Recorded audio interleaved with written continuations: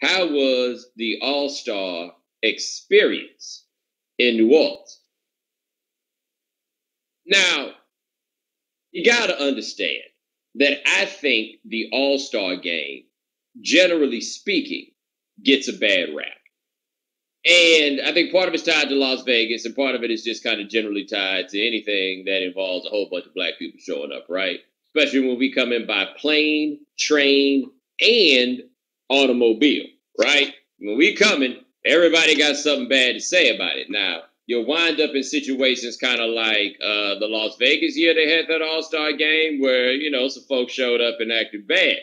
But I had a partner this year try to tell me that this All-Star game was not our finest hour. And I didn't understand what he was saying because I hadn't seen any level of ruckus. I hadn't seen any level of drama. And he said something about people hanging out the cars, hollering at girls. I'm like, yo, man, what's wrong with that? I mean, they're probably young people as is. I don't see what the beef is, right? But anyway, I will say this. No matter who you are, no matter what you do, no matter the color of your skin, okay? You show up somewhere and it's a bunch of black folks there that you weren't expecting, it could be just a little bit overwhelmed. Just a little.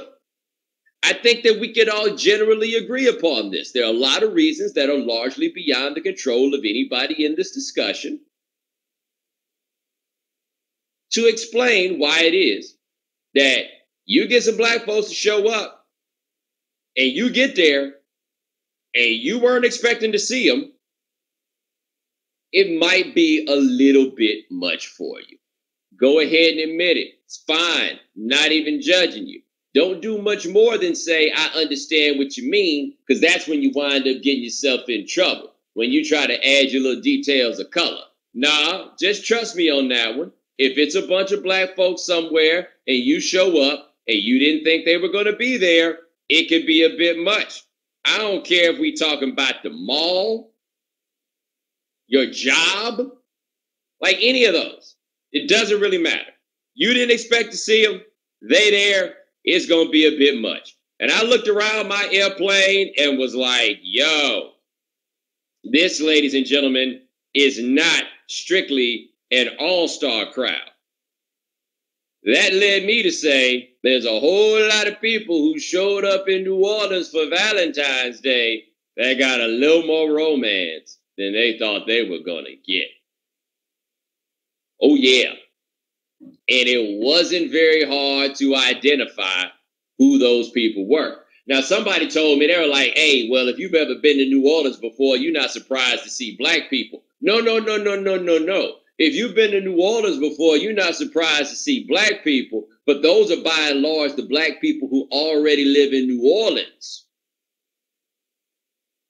We talking about all the black people on top of black people who live in New Orleans who might not have ordinarily been outside when you were outside, except it's all-star. So everybody's outside, right?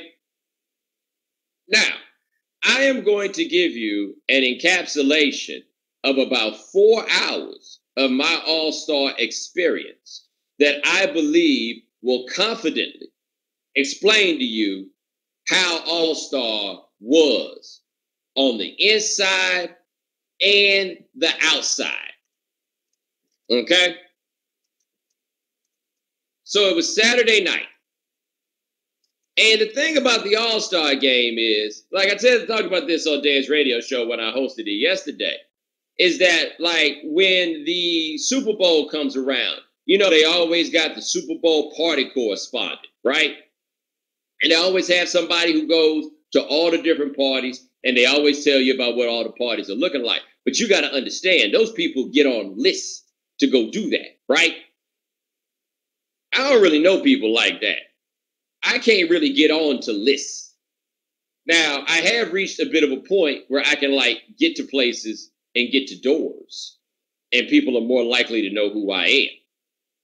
But let me tell you one thing, I'm not about to be today, tomorrow, or no time soon after that.